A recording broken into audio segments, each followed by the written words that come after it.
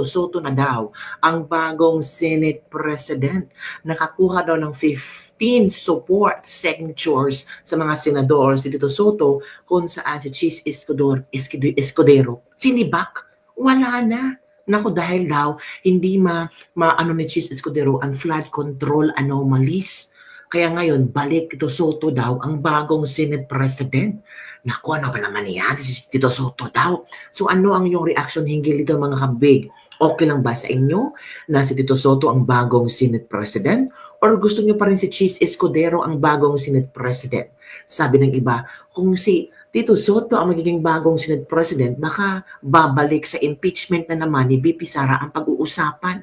Baka itong impeachment ni BP Sara ang magiging another story para matabunan ang flood control project. Kung saan ngayon, ang Diskaya ay nilatag talaga nila kung sino ang mga congressman at ilang DPWH engineers ang kanilang binigyan ng 25%. Tapos sabi pa nila, itong 25% daw ay ibibigay pa daw di umano na Martin Romualdez at Zaldico. So grabe talaga ang sabog. So ito kabibig ha. Manood tayo kabibig. Ito yung mga impormasyon na kuha natin kabibig. Okay? Let's watch this video from Senator JV Ejercito, mga kabibig, kung saan sinabi dito, makinig tayo kabibig, makinig tayo na ito na.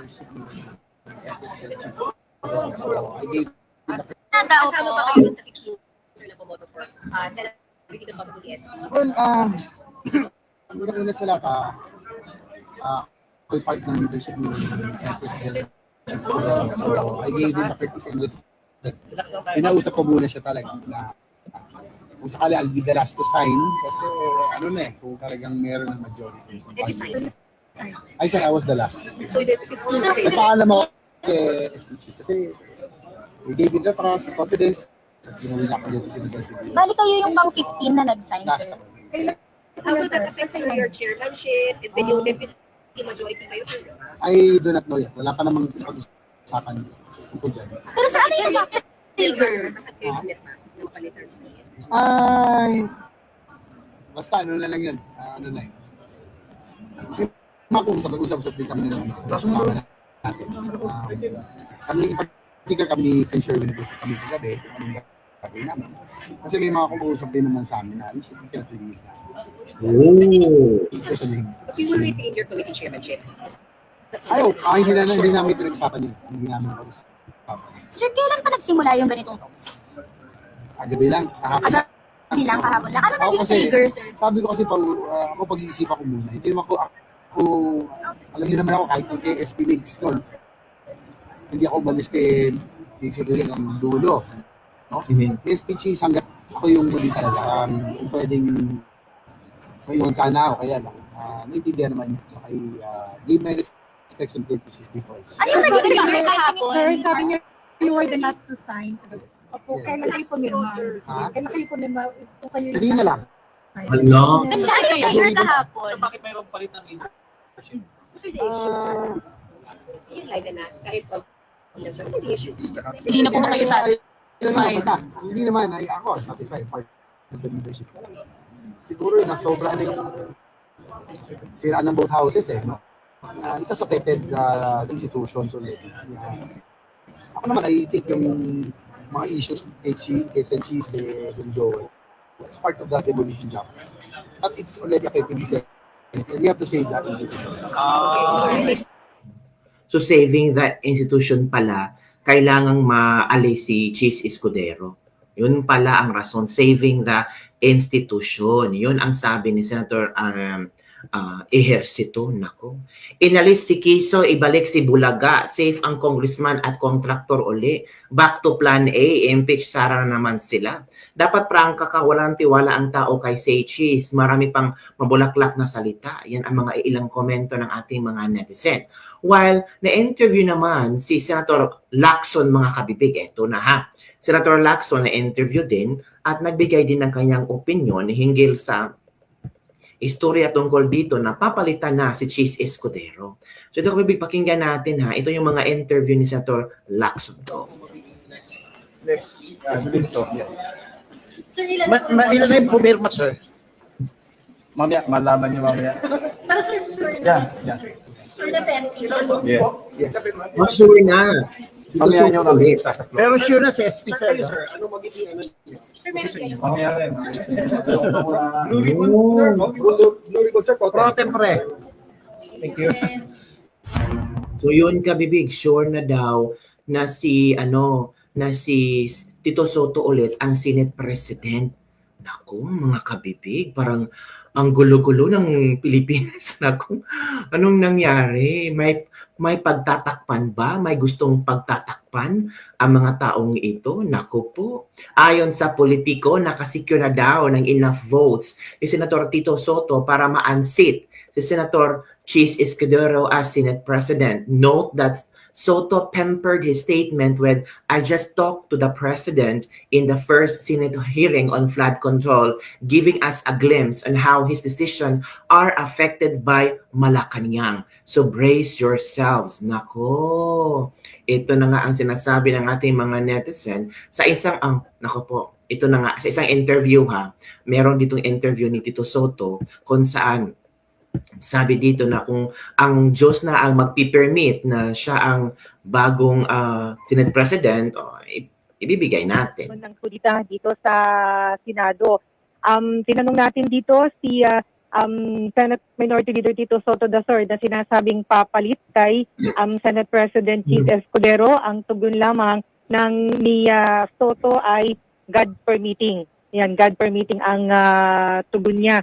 Dun sa kumakalat na ugong ay mayroon daw 15 senador na papanig kay Soto para siya italaga o para siya na ang maging Senate President kapalit ni Escudero.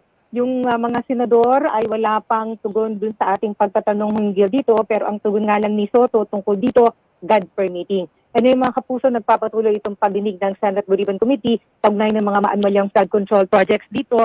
Sa pagtatanong ni Senator Dante Marcoleta, sinabi ni Budget Secretary Amena Pangandaman na may mga proyekto ang Marcos administration, yung kasama yung mga foreign assisted projects na na-delay, lumobo ang commitment fee sa mga pinagkakautangan at yan ay dahil natapyan sa budget ng yung pondo para sa mga unprogrammed funds ay dahil doon sa budget insertions ng mga kongresista. Ang kanyang inihalimbawa, binigyan ang DPWH ng ceiling na 75 billion pesos noong 2023 para ilaan doon sa mga proyektong pinalalaanan ng Marcos administration, pero tinapyas ng DPWH 10% lang ang natira. Sa 2024 national budget, 97 billion pesos ang ibinigay na ceiling ng Department of Budget and Management. Ginawa ng DPWH 70 billion pesos. Ibig sabihin, inalis yung 27 billion hanggang meron pang pagkakataong na zero yung pondo para dito. Sabi ni Senator Marcoleta, ang alam niya, nagreklamo dito ang Pangulo dahil nawala yung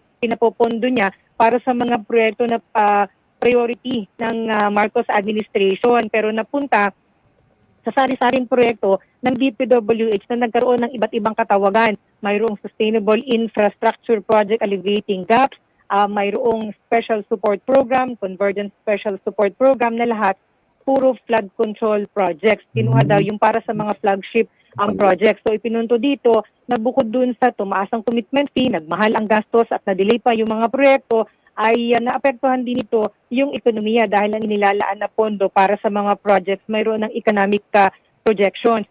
Sa ngayon naman, ang dinakuhan dito ni Senator Raffy Tulfo, pinisita niya yung Philippine Contractors. So yun kabibig ha. So yun ang trending news ngayon. Pero sabi naman ni dito nga, nakita ko lang in post, chismis lang daw ito. Sabi ni Tio Moreno. Sabi ni Tio Moreno, but instead of addressing the issue, chismis suggests the palace wants impeachment revive as a distraction, with Vice President Sara Duterte once again in the crosshairs. According to the sources, the palace is no longer blocking impeachment. In fact, some allies like Congressman Marcoleta and even the Blue Ribbon Committee investigation are reportedly being told to step aside. The plan appears to be bring back impeachment to divert public anger from the corruption scandal, make VP Sara the main target. Hala, grabe. If the cause pushes through, the Senate could have a new leadership and impeachment could be revived. For Filipinos, this could mean two things. The corruption behind the flood control projects may not be fully investigated. Tama. Once again, politics could be used to attack VP Sara instead of going after those truly responsible for billions in missing funds. At its core, this looming Senate coup is not just about members. It's about power, control, and who gets blamed for the massive corruption scandal. Okay, to be safe, this is chismis. This is not news. Chismis ito. Huwag kayong maniwala. Ano ang connection ng attached photo diversion nga? Yun ang nga kabibig. Yun ang chismis lang ni Tio Moro na posibleng mangyayari mga kabibig. So, nalunod sa insertion, Escudero loses top Senate post over flood control scandal daw. Yun daw ang istorya ngayon. Soto SP, Lauren Protem, Pink, Blue Ribbon, Zubiri Majority Leader. Yan daw ang chismis ngayon mga kabibig. So, tanggal si Marcoleta.